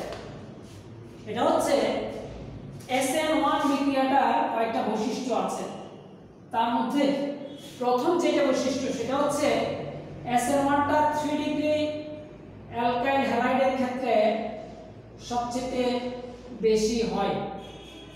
অ্যালকাইল 3 ডিগ্রি অ্যালকাইল হ্যালাইড এটা SN1 বিক্রিয়ার সবচেয়ে বেশি দেয়, তার চেয়ে কম দেয় 2 ডিগ্রি, তার চেয়ে কম দেয় 1 ডিগ্রি এবং লাস্টে CH3X মানে হচ্ছে 1 ডিগ্রি, এটা 1 ডিগ্রি, এটা 1 ডিগ্রি অ্যালকাইল হ্যালাইডের মধ্যে সবচেয়ে ছোট ক্ষুদ্রতম সদস্য হচ্ছে মিথাইল হ্যালাইড। তাহলে মিথাইল হ্যালাইডটা SN1 বিক্রিয়াটা সবচেয়ে কম দেয়। তাহলে আমরা পেয়ে গেলাম SN1 বিক্রিয়ার সক্রিয়তার ক্রম। তাহলে কোনটা সবচেয়ে বেশি সক্রিয়? 3 ডিগ্রি অ্যালকাইল হ্যালাইড, যেটা 3 ডিগ্রি অ্যালকাইল হ্যালাইড আমরা লাস্টে ভিডিও করে দিয়ে দিয়েছিলাম সেটা। তাহলে 3 ডিগ্রি অ্যালকাইল হ্যালাইডটা SN1 বিক্রিয়া সবচেয়ে বেশি দেয়, ধীরে ধীরে 2 ডিগ্রি 1 ডিগ্রি মিথাইল হ্যালাইড। একটা গেল বৈশিষ্ট্য। দ্বিতীয়, SN1 বিক্রিয়া এটা 2 ধাপে ঘটে। কয় ধাপে ঘটে? 2 ধাপে ঘটে। এবং আরেকটা হচ্ছে সেটা একটি মাত্র একটি বিক্রিয়কের ঘনমাত্রার উপর বিক্রিয়ার হার নির্ভরশীল। দেখো এটা ইম্পর্টেন্ট জিনিস, একটি বিক্রিয়কের ঘনমাত্রার উপর বিক্রিয়ার হার নির্ভরশীল।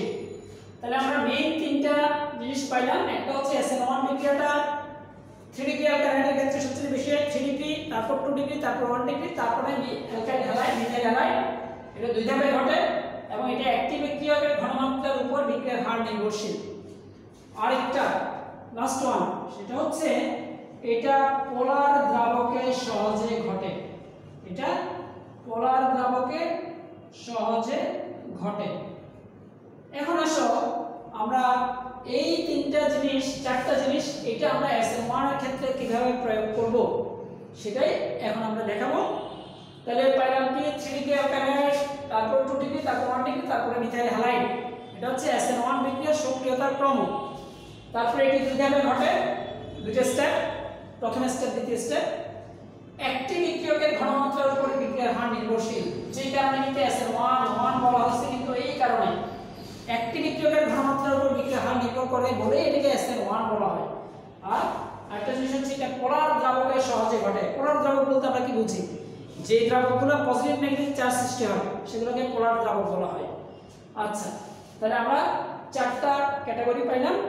আর SN2 বিক্রিয়ার ক্ষেত্রে আমি এই প্রসঙ্গে SN2টাও পাশে লিখে ফেলি। তাহলে SN2টা কি হবে?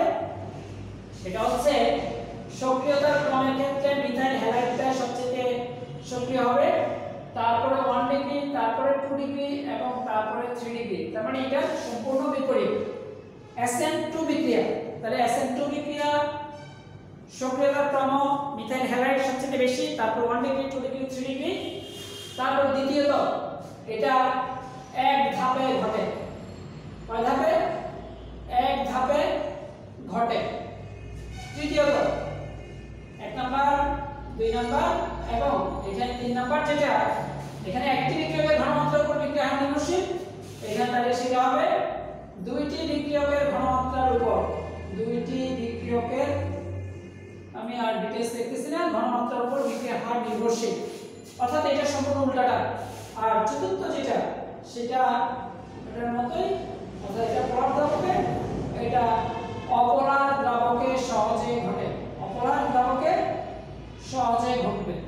তাহলে আমরা ক্যাটাগরির মধ্যে দুইটার বৈশিষ্ট্যগুলো পেয়ে গেলাম, SN1 বিক্রিয়া আর এটা SN2 বিক্রিয়া। তাহলে আমরা ধীরে ধীরে SN1 বিক্রিয়াটা কিভাবে করব আর SN2 বিক্রিয়াটা কিভাবে করব সেটাই এখন দেখাচ্ছি। তাহলে দেখো প্রথমেই তাহলে খেয়াল করো এই জিনিসগুলো কিন্তু SN1 বিক্রিয়া কার ক্ষেত্রে বেশি ঘটে, কয় ধাপে ঘটে, কয়টা বিক্রিয়ার উপর বিক্রিয়া হার নির্ভরশীল, প্লাস কোথায় সহজে ঘটবে, পোলার দ্রাবকে নাকি অপোলার দ্রাবকে, সেই জিনিসগুলো আমি সব পাইলাম। এইবার আমরা ধীরে ধীরে এগুলো ডিটেইলস আলোচনা করব, যেটা আমাদের 4 মার্কসের প্রশ্ন হিসেবে আসবে, যে কোন ধরনের যৌগের ক্ষেত্রে কি বিক্রিয়া ঘটবে সেটা। তাহলে প্রথমে দেখো আমাদের যেটা SN1 নিয়ে আলোচনা করতেছি, SN1টা কার ক্ষেত্রে সবচেয়ে বেশি ঘটে? 3 ডিগ্রি অ্যালকাইল হ্যালাইডের ক্ষেত্রে। তাহলে আমরা একটা 3 ডিগ্রি অ্যালকাইল হ্যালাইড নিই, CH3, C, এখানে CH3, এখানে CH3, তারপরে ক্লোরাইড। দেখো তাহলে 3 ডিগ্রি অ্যালকাইল হ্যালাইডের ক্ষেত্রে সবচেয়ে বেশি ঘটে বলেই আমি একটা 3 ডিগ্রি অ্যালকাইল হ্যালাইড চুজ করে নিলাম। তাহলে এখানে বিষম বিভাজন, দেখো বিষম বিভাজন বলতে সাধারণত আমরা জানি যে এখানে কার্বন এবং ক্লোরিনের মধ্যে ক্লোরিনের ইলেকট্রোনেগেটিভিটি বেশি বলে সে কার্বন ক্লোরিনের মাঝে থাকা যে সিগমা বন্ধন আছে সেই সিগমা বন্ধন ইলেকট্রনগুলোকে তার নিজের দিকে টেনে নিয়ে যায়। তাহলে টেনে নিয়ে গেলে এখানে নেগেটিভ চার্জ আর এখানে পজিটিভ চার্জ সৃষ্টি হবে। তাহলে এখানে পজিটিভ নেগেটিভ চার্জ সৃষ্টি হলে তখন যে আয়নটা উৎপন্ন হবে, আবার এখানে যে আয়নটা উৎপন্ন হলো সেটা হচ্ছে এটা এবং এখানে এইটা। তাহলে এখন আমাদের alkyl halide 3 degree alkyl halide প্রথমে বিষমভাবে বিভাজন হয়ে একটা কার্বনিয়াম আয়ন তৈরি হলো এবং একটা ক্লোরাইড আয়ন তৈরি হলো। তাহলে আমরা প্রথমেই পাইলাম যে 3 ডিগ্রি অ্যালকাইল হ্যালাইড বিষম বিভাজনে কার্বনিয়াম আয়ন তৈরি হওয়ার যে ধাপটা, এটাই হচ্ছে আমাদের প্রথম ধাপ। দেখো আমাদের কথার সাথে মিল আছে কিনা সেটা হচ্ছে আমরা আগেই বলছিলাম যে আমাদের এটা দুইটা ধাপে সংগঠিত হবে SN1 বিক্রিয়া। তাহলে আমরা যেহেতু এটা একটা ধাপ হচ্ছে বিষম বিভাজনে একটা কার্বনিয়াম আয়ন তৈরি করবে, সেটা হচ্ছে প্রথম ধাপ। আর এরপরে আমরা যেটা দেখব সেটা হচ্ছে আমাদের দ্বিতীয় ধাপ, নেক্সট স্টেপটা। তাহলে সেই দ্বিতীয় ধাপটা কি হবে খেয়াল করে দেখো। দ্বিতীয় ধাপে আমরা মাথায় রাখতে হবে আমরা কোন বিক্রিয়ার ক্ষেত্রে এটা প্রয়োগ করতেছি। আমরা কিন্তু অ্যালকাইল হ্যালাইডের সাথে যে পটাশিয়াম হাইড্রোক্সাইড, জলীয় বা ক্ষারীয় পটাশিয়াম হাইড্রোক্সাইড বিক্রিয়া করে সেটা কিন্তু দেখাচ্ছি। তার মধ্যে আমার একটা উপাদান হচ্ছে এটা, আর এই কার্বনিয়াম আয়ন যেটা উৎপন্ন হলো 3 ডিগ্রি কার্বনিয়াম আয়ন, সেই কার্বনিয়াম আয়নটা পরবর্তী ধাপে আমার প্লাস হাইড্রোক্সিল আয়নের সাথে যুক্ত হবে। এই হাইড্রোক্সিল আয়নটা আমরা কোথা থেকে পাইলাম? কারণ আমরা তো যৌগ বিক্রিয়া করতেছি পটাশিয়াম হাইড্রোক্সাইড।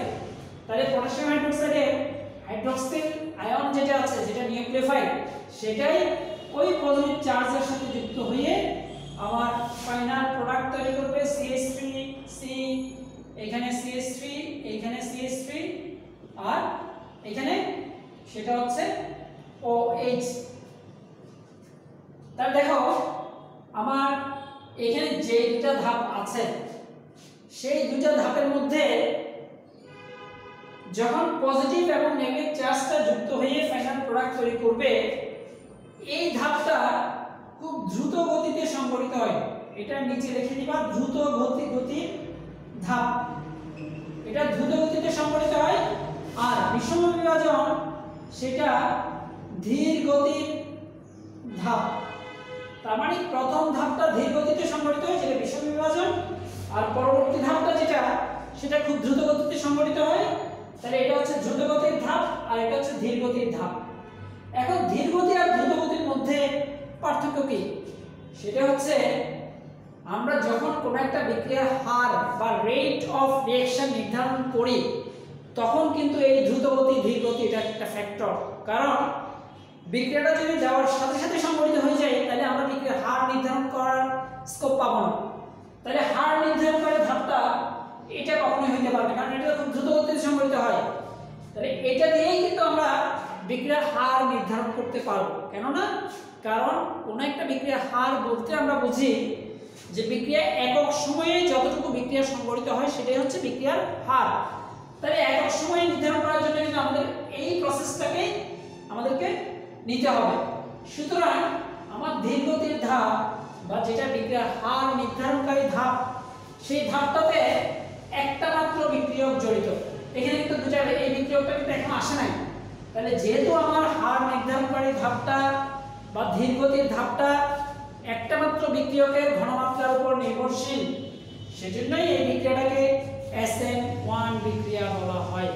তাহলে আমরা পেয়ে গেলাম আমাদের কাঙ্ক্ষিত সবগুলো জিনিস। একটা হচ্ছে SN1 বিক্রিয়া 3D অ্যালকালাইনের ক্ষেত্রে সবচেয়ে সহজে দ্রুত ঘটে। তারপর এটা দুই ধাপে ঘটে, এটা প্রথম ধাপ, এটা দ্বিতীয় ধাপ। তারপর তৃতীয় যেটা ছিল সেটা হচ্ছে একটি মাত্র বিক্রিয়কের ঘনমাত্রার উপর এর বিক্রিয়ার হার নির্ভরশীল। এই যে উপরের বিক্রিয়াটা যেটা বিষম বিভাজন হয়, যেটা ধীর গতির ধাপ, সেই ধাপটার উপরে বিক্রিয়ার হার নির্ভরশীল এবং সেই ধাপের মধ্যে একটা মাত্র বিক্রিয়ক জড়িত। আর এটা পোলার দ্রাবকে সহজে ঘটে। কেন? কারণ এখানে যখনই আমরা 3D অ্যালকাইল হ্যালাইড দিব তখন কিন্তু সেটা পজিটিভ এবং নেগেটিভ আয়নে সহজে বিভক্ত হয়। আর পোলার দ্রাবক সেটাও কিন্তু পজিটিভ এবং নেগেটিভ আয়নে সহজে বিভক্ত থাকে বলেই আমরা পোলার দ্রাবকে এটা সহজে ঘটে, অপোলার দ্রাবকে সহজে ঘটে না। তাহলে আমরা পেয়ে গেলাম SN1 বিক্রিয়া। এরপরে আমাদের যেটা আসবে সেটা হচ্ছে SN2 বিক্রিয়া।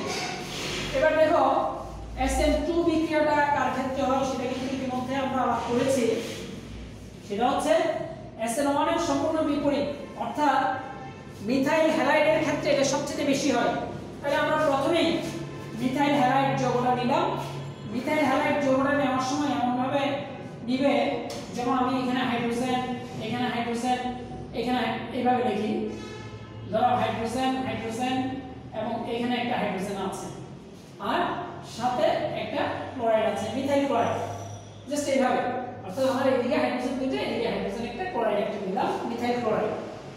আগে বলছি মিথাইল অর্থাৎ SN2 বিক্রিয়াটা এক ধাপে ঘটে। এই এক ধাপটা কি? সেটা হচ্ছে কার্বনের যে দিক থেকে ক্লোরাইড আছে তার বিপরীত দিক থেকে আমার হাইড্রোক্সিল মূলকটা, যেটা আমার নিউক্লিওফাইল, যেটা পটাশিয়াম হাইড্রোক্সাইড থেকে আসবে, সেই হাইড্রোক্সিল মূলকটা এসে এখানে যুক্ত হবে। কোন দিক থেকে? কার্বনের সাথে ক্লোরিন যেদিকে আছে তার বিপরীত দিক থেকে। কারণ কার্বনের সাথে এমনিতে নেগেটিভ চার্জ একটা আছে, আরেকটা নেগেটিভ চার্জ ওই দিক থেকে আসবে না, তার বিপরীত দিক থেকে আসবে, এসে যুক্ত হবে।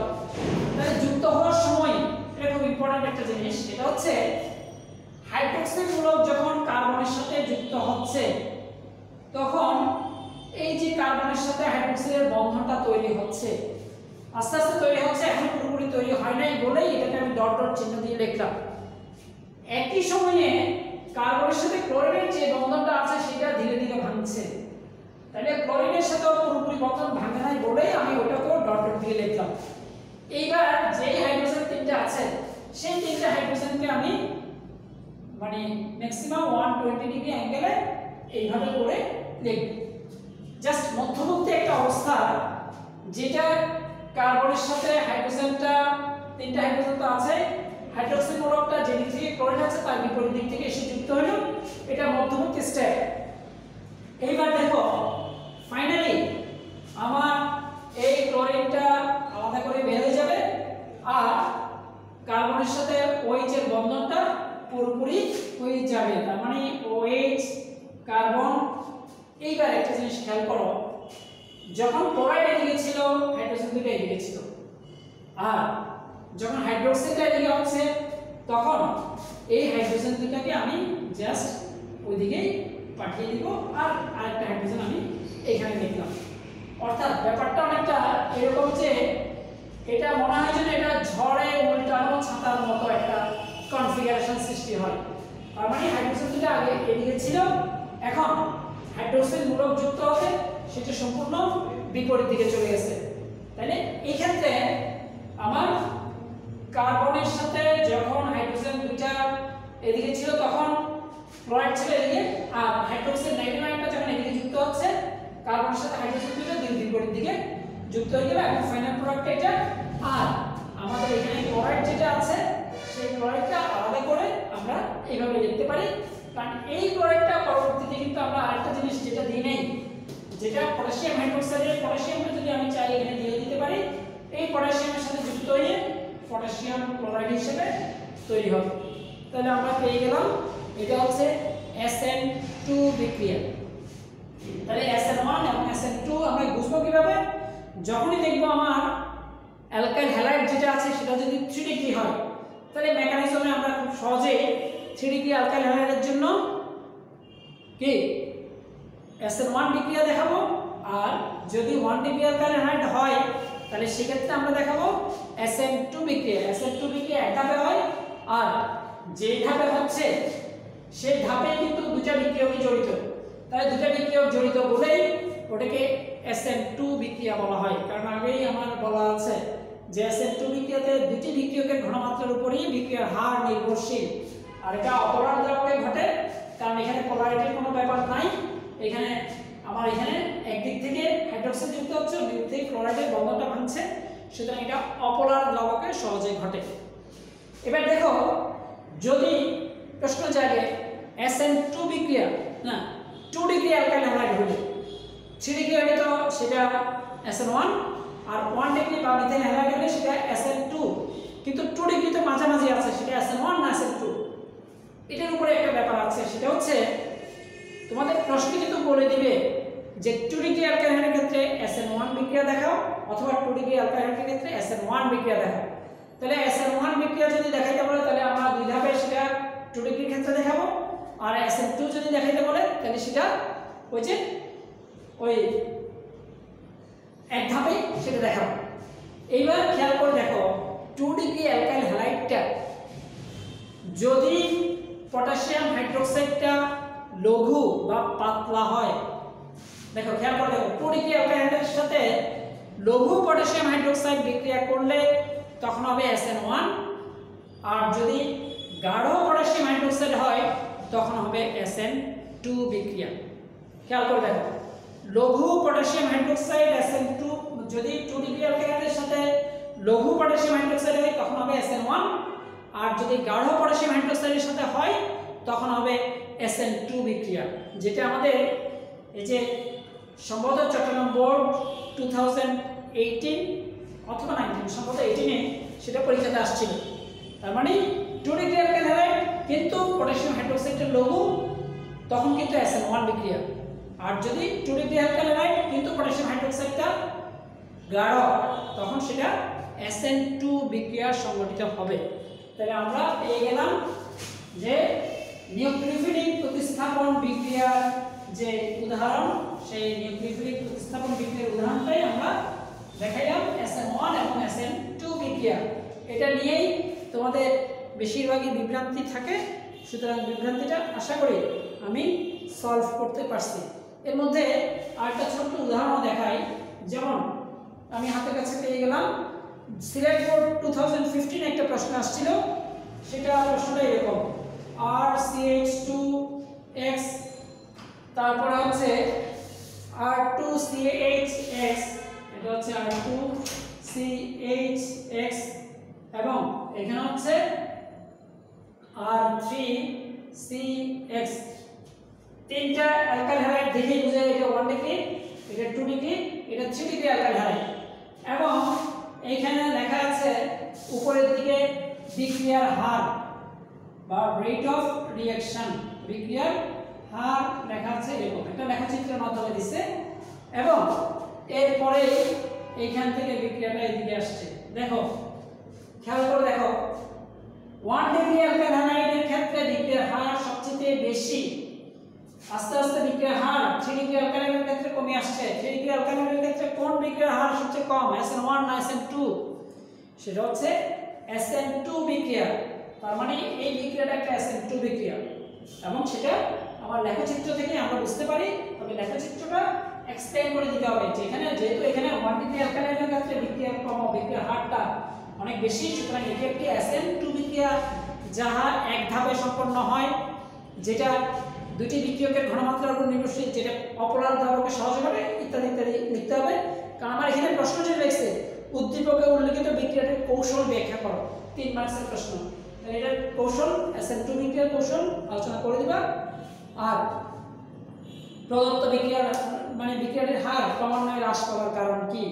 তার মানে ক্রমান্বয়ে হ্রাস পাচ্ছে কারণ এখানে অ্যালকাইল হ্যালাইড, অ্যালকাইল মূলক যত বেশি থাকবে ততই কিন্তু সেটা দুই ধাপে সম্পন্ন হওয়া বা পজিটিভ নেগেটিভ চার্জ সৃষ্টি হওয়ার প্রবণতাটা বেড়ে যাবে। আর পজিটিভ নেগেটিভ চার্জ সৃষ্টি হয়ে দুই ধাপে যে বিক্রিয়াটা সংঘটিত হয় সেটা কিন্তু SN1 বিক্রিয়া। তাহলে SN1 বিক্রিয়াটা 3 ডিগ্রি অ্যালকাইলের ক্ষেত্রে বেশি সংঘটিত হয়, কিন্তু SN1 বিক্রিয়া 2 এর বিক্রিয়ার ক্ষেত্রে কম সংঘটিত হয়। কি অর্থাৎ 1 ডিগ্রি অ্যালকাইল SN2 বিক্রিয়া বেশি দেখায়, আর 3 ডিগ্রি অ্যালকাইল SN1 বিক্রিয়া বেশি দেখায়। তাহলে আমাদের SN1 SN2 আশা করি সব ক্লিয়ার। এবার আমরা যেটা দেখব সেটা হচ্ছে ইলেকট্রোফিলিক প্রতিস্থাপন, যেটা বেনজিন এবং এটার যে ডেরিভেটিভস গুলো আছে, যে জাতকগুলো আছে, সেগুলোর ক্ষেত্রেই সাধারণত ইলেকট্রোফিলিক প্রতিস্থাপন বিক্রিয়া হয়।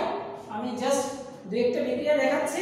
তার মধ্যে বেনজিনের নাইট্রেশন বিক্রিয়াটা আমি প্রথমে দেখাই। বেনজিনের নাইট্রেশন, তাহলে প্রথমে নাইট্রেশন বিক্রিয়াটা দেখি। বেনজিনের সাথে যখন নাইট্রিক অ্যাসিড বিক্রিয়া করবে এবং সেটা গাঢ় সালফিউরিক অ্যাসিডের উপস্থিতিতে বিক্রিয়া করলে আমার যৌগ যেটা তৈরি হবে সেই যৌগের নাম হচ্ছে নাইট্রোবেনজিন, এবং সাথে উৎপন্ন হবে পানি। এখন খেয়াল করো, আমরা এই যৌগের এই বিক্রিয়াটা কেন ইলেকট্রোফিলিক প্রতিস্থাপন বিক্রিয়া, সেটার মেকানিজমগুলো স্টেপ বাই স্টেপ আলোচনা করব। তাহলে কিভাবে সেটা দেখো। আমার প্রথম ধাপ, এখানে ধাপগুলো আমার প্রত্যেকটার নাম আছে। আমার এর মধ্যে আমি কিন্তু বেনজিনের 5টা বিক্রিয়া ইতিমধ্যে আলোচনা করেছি। তার মধ্যে হ্যালোজেনেশন বা ক্লোরিনেশন, তারপর হচ্ছে nitration, Friedel-craft alkylation, Friedel-craft acylation এবং সালফোনেশন, 5টা বিক্রিয়া।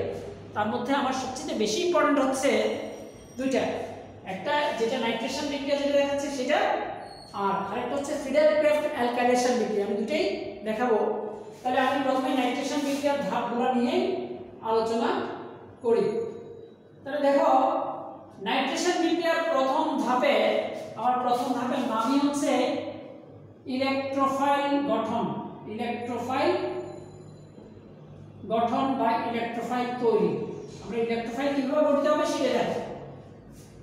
আমার এখানে যে নাইট্রিক অ্যাসিড আছে প্লাস সালফিউরিক অ্যাসিড যেটা আছে, দুইটাই প্রথমে বিক্রিয়া করবে আমার প্রথম ধাপে। দেখো, আমরা জানি নাইট্রিক অ্যাসিড এবং সালফিউরিক অ্যাসিড দুটো কিন্তু অ্যাসিড, অ্যাসিডের সাথে অ্যাসিড তো বিক্রিয়া সাধারণত করে না। কিন্তু এক্ষেত্রে একটা জিনিস খেয়াল রাখতে হবে, নাইট্রিক অ্যাসিড এবং সালফিউরিক অ্যাসিডের মধ্যে নাইট্রিক অ্যাসিডে নাইট্রোজেনের জারণ সংখ্যা হচ্ছে +5।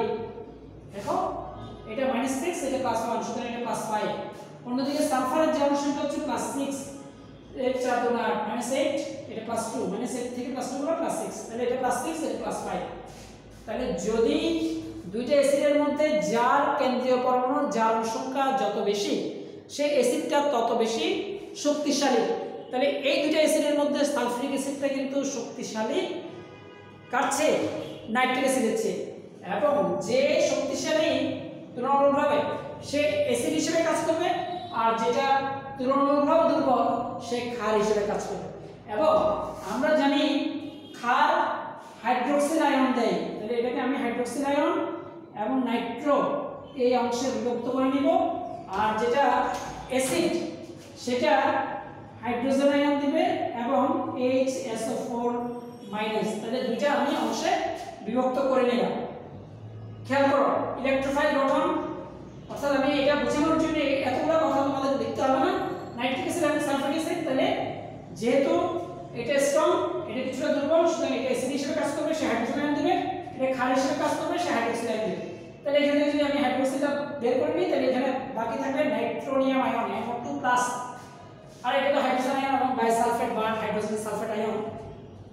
এইবার আমার এই হাইড্রোজেনটা হাইড্রোজেনের সাথে যুক্ত হয়ে তৈরি করবে পানি H2O+।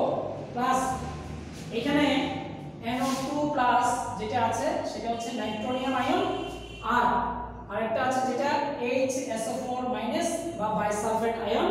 তাহলে আমার প্রথম ধাপে ইলেকট্রোফাইল গঠনটা শেষ। এখন কোনটা ইলেকট্রোফাইল? এটা হচ্ছে এই নাইট্রোনিয়াম আয়নটাই কিন্তু ইলেকট্রোফাইল, যে কারণে আমরা নাইট্রেশন বিক্রিয়া দেখাচ্ছি, নাইট্রেশন বিক্রিয়ায় নাইট্রোনিয়াম আয়ন আসবে। তাহলে কিভাবে হইল সেটা খেয়াল করো। তাহলে আমার প্রথম ধাপ। এইবার আমরা দ্বিতীয় ধাপে যাব। দ্বিতীয় ধাপ কোথায়? কারণ আমার প্রথম ধাপে দেখো, প্রথম ধাপে কিন্তু আমার প্রভাব যেটা ছিল সালফিউরিক অ্যাসিড, এবং বিক্রিয়কের একটা অংশ অলরেডি বিক্রিয়া করে ফেলছে, নাইট্রিক অ্যাসিড সালফিউরিক অ্যাসিডের সাথে বিক্রিয়া করে নাইট্রোনিয়াম আয়নটা পাইলাম। এইবার দ্বিতীয় ধাপটা খুবই ইম্পর্টেন্ট, দেখো ভালো করে দেখো। দ্বিতীয় ধাপে এই ধাপটার নাম হচ্ছে সিগমা কমপ্লেক্স গঠন। সিগমা কমপ্লেক্স বা এটাকে সিগমা জটিলও বলা হয়, সিগমা কমপ্লেক্স বা সিগমা জটিল গঠন। এই ধাপটাতে আমরা যাব। একটু ভালো করে খেয়াল করো, সিগমা জটিল গঠন, এটাতে আমি বেঞ্জিনের ভিতরে যে দ্বিবন্ধন আছে সেটা তিনটা দ্বিবন্ধন হিসেবে শো করলাম আমি গোল বৃত্ত না দিয়ে। এইবার আমরা নাইট্রোনিয়াম যে আয়ন যেটা আছে NO2+, যেটা ইলেকট্রোফাইল, সেই ইলেকট্রোফাইলটা আমরা এখানে এই বেঞ্জিন রিংয়ের মধ্যে কার্বনের উপর আক্রমণ করবে। তার মানে সেটা কিভাবে? আমরা জানি যে বেঞ্জিন রিংয়ের মধ্যে তিনটা দ্বিবন্ধন আছে, মানে সেখানে তিনটা দ্বিবন্ধনে কিন্তু ইলেকট্রন আছে, সঞ্চারণশীল ইলেকট্রন। তাহলে সঞ্চারণশীল ইলেকট্রন থাকলে স্বাভাবিকভাবে নাইট্রোনিয়াম আয়নটা সেই সঞ্চারণশীল ইলেকট্রনের প্রতি আকৃষ্ট হবে, কারণ নাইট্রোনিয়াম আয়নটা একটা ইলেকট্রন ঘাটতি আয়ন। সুতরাং এইটা যদি আমি এখানে এই কার্বনের উপর দিয়ে যুক্ত করি, তোমরা চাইলে এখানে যুক্ত করতে পারো, অথবা আমাদের কোনো কোনো বইতে এই কার্বনের উপর যুক্ত করা হচ্ছে। এটা দুটা কোনো অন্য কোনো ব্যাপার না, এটা ইজিলি পারবে। তাহলে নাইট্রোনিয়াম আয়নটা যদি এই কার্বনে যুক্ত হয় তখন ব্যাপারটা কি হবে সেটা খেয়াল করো। সেটা হচ্ছে এইখানে একটা হাইড্রোজেন অলরেডি যুক্ত আছে, কারণ আমরা জানি যে C6H6 কার্বনের সাথে, প্রত্যেকটা কার্বনের সাথে একটা হাইড্রোজেন আছে, সেই হাইড্রোজেনকে আমি বের করে এভাবে নিলাম। এখন নাইট্রোনিয়াম আয়নটা যখন যুক্ত হবে তখন এই কার্বনে ইলেকট্রন ঘাটতি একটা আয়ন যুক্ত হচ্ছে, মানে ইলেকট্রন ঘাটতি দেখা দিবে। সেই ঘাটতিটা পূরণ করার জন্য তার পাশে থাকা যে দ্বিবন্ধনটা আছে সেটা ভেঙে গিয়ে সেখানে ইলেকট্রন সাপ্লাই দিবে। তো সেটা ভেঙে গিয়ে ইলেকট্রন যদি সাপ্লাই দেয় তাহলে নাইট্রোনিয়াম আয়নের উপর আর কোনো পজিটিভ চার্জ বা ঘাটতি থাকতেছে না, কারণ সেটা তো এখান থেকে ইলেকট্রন সাপ্লাই পাচ্ছে। কিন্তু এই ডাবল বন্ডটা এই কার্বন এবং এই কার্বনের মাঝে যুক্ত, সুতরাং দুটাকে যুক্ত করে যেহেতু এটা ঘাটতিটা পূরণ করতেছে, সুতরাং তখন এই কার্বনের উপর একটা পজিটিভ চার্জ বা ঘাটতি দেখা দিবে, এবং বাকি যে দুটো বন্ধন আছে সেই দুটো বন্ধন অ্যাজ ইট ইজ থেকে যাবে। সুতরাং এই কার্বনের উপর একটা পজিটিভ চার্জ সৃষ্টি হলো। এইবার দেখো বেঞ্জিন রিংয়ের মধ্যে যে ইলেকট্রন বাকি পাই বন্ধনগুলো আছে, পাই বন্ধনগুলো কিন্তু সঞ্চারণশীল, তার মানে যখনই যেখানে ঘাটতি দরকার, ঘাটতি পূরণ করার দরকার হবে সেগুলো এসে সেখানে ঝাঁপিয়ে পড়বে। তাহলে এই পজিটিভ চার্জের ঘাটতিটা পূরণ করার জন্য তখন এই দ্বিবন্ধনটা ভেঙে এখানে বন্ধন তৈরি করবে, এবং এখানে বন্ধন তৈরি করলে তখন ঘাটতি ঘাটতিটা হয়ে যাবে এখানে। অর্থাৎ আমি পরবর্তী স্ট্রাকচারটা লিখতে পারি এইভাবে, মানে বেনজিন গ্রিন, এখানে তো হাইড্রোজেন, এখানে নাইট্রোমূলক নাইট্রোনিয়াম আয়ন, তারপরে এখানে যেহেতু ঘাটতিটা পূরণ হয়ে যাচ্ছে এখানে একটা বন্ধন সৃষ্টি হচ্ছে, এই বন্ধনটা নাই, এটা তো আছে পজিটিভ চার্জটা এইখানে। দেখো বেশি কঠিন না, আবার পজিটিভ চার্জ এইখান থেকে চলে আসলো এইখানে। এর পরবর্তী স্টেপ কি হবে দেখো, এর পরবর্তী স্টেপ আমি এখানে লিখি। এইবার এই ঘাটতিটাকে পূরণ করার জন্য এই দিগন্তটা ভেঙে এইখানে বন্ধন তৈরি করবে। দেখো মানে ক্লকওয়াইজ সেটা ঘুরতেছে, এই যে এদিক থেকে এদিকে আসছে, এদিক থেকে এদিকে, তার মানে এবার এই বন্ধনটা ভেঙে এখানে বন্ধন তৈরি করবে এবং সেটা আমরা এখানে করে দেখাই। সেটা তখন হবে, এখানে তো হাইড্রোজেন আছে, এখানে নাইট্রোনিয়াম আয়ন, তারপরে আবার এইখানে বন্ধন এবং এই বন্ধনটা তৈরি হচ্ছে এখানে, আর পজিটিভ চার্জটা হচ্ছে এই জায়গায়। দেখো খেয়াল করে দেখো, যেহেতু বন্ধনটা এখানে লেগে যাচ্ছে তখন এই কর্নার পজিটিভ চার্জ। এবার এই তিনটা, একটা দুইটা তিনটা স্ট্রাকচার, এই তিনটা স্ট্রাকচারে দেখা যাচ্ছে আমার এই কর্নার থেকে শুরু হয়ে পজিটিভ চার্জ এইখানে এই কর্নার পর্যন্ত আসছে। আমার এই অংশে পজিটিভ চার্জ কিন্তু সৃষ্টি হয় নাই। অর্থাৎ তিনটা স্ট্রাকচারকে যদি আমি একটা দিয়ে দেখাই তাহলে এইভাবে দেখাতে পারবো, হাইড্রোজেন, নাইট্রোনিয়াম আয়ন, পজিটিভ চার্জ। এই যে দেখো এই জিনিসটা খুব ইম্পর্টেন্ট, মানে আমি এই যে ডট ডট চিহ্ন দিছি কোথায়, একদম এই অংশ থেকে শুরু করে এই কর্নার থেকে শুরু করে এই কর্নার পর্যন্ত এটা ক্যাপচার করছি, কিন্তু উপরের অংশে কোথাও কিন্তু পজিটিভ চার্জ সৃষ্টি হয় নাই। অর্থাৎ পজিটিভ চার্জটা আমার এই থেকে শুরু করে এই পর্যন্ত এখানে সব জায়গায় ধনাত্মক চার্জ বা ইলেকট্রন ঘাটতি আছে, কিন্তু ইলেকট্রন ঘাটতিটা ওই অংশে নাই। এখন একটা জিনিস খেয়াল করার বিষয় যে তোমাদের আর কষ্ট করে এই তিনটা স্ট্রাকচার লিখতে হবে না, সরাসরি আমি এটার সাথে এটা যুক্ত করে সরাসরি সিগমা কমপ্লেক্স এটা লিখে দিতে পারবো। এটা কি, এটা উপরে হাইড্রোজেন নাইট্রোনিয়াম দিয়ে সেটা যে বিভিন্ন জায়গায় পজিটিভ চার্জ বা ইলেকট্রন ঘাটতি সৃষ্টি হয়েছে সেটা স্টেপ বাই স্টেপ দেখাইলাম, কিন্তু তোমাদেরকে স্টেপ বাই স্টেপ সেটা পরীক্ষার খাতায় দেখাতে হবে না। অর্থাৎ আমি সরাসরি শুধু সিগমা কমপ্লেক্সটা লিখব। তাহলে এটাই হচ্ছে আমাদের সিগমা কমপ্লেক্স বা সিগমা জটিল। কেন এটাকে সিগমা জটিল বলা হয়, সেটা হচ্ছে আমার এখানে পাই বন্ধনটা সবগুলো কিন্তু ভেঙে গেছে, কিন্তু সিগমা বন্ধন, কোনো সিগমা বন্ধন ভাঙে নাই। তাহলে সিগমা বন্ধন অক্ষত থাকা অবস্থায় যে জটিল প্রকৃতির একটা আয়ন গঠিত হয় সেটাকেই সিগমা কমপ্লেক্স বা সিগমা জটিল বলা হয়। তাহলে আমরা একদম শেষ পর্যায়ে চলে আসছি। এইবার এটা ছিল আমাদের দ্বিতীয় ধাপ, অর্থাৎ আমরা এটা এবং এটা যুক্ত করে আমি সরাসরি এটাতে চলে যাব সিগমা কমপ্লেক্স।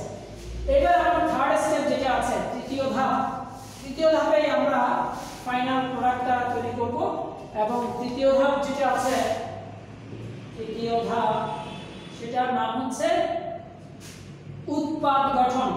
এটা হচ্ছে উৎপাদ গঠন। তাহলে উৎপাদ গঠনটা কি, সেটা হচ্ছে আমরা সিগমা কমপ্লেক্স যেটা কিছুক্ষণ আগেই তৈরি করছি সেটা হচ্ছে এইখান থেকে এইখানে পর্যন্ত।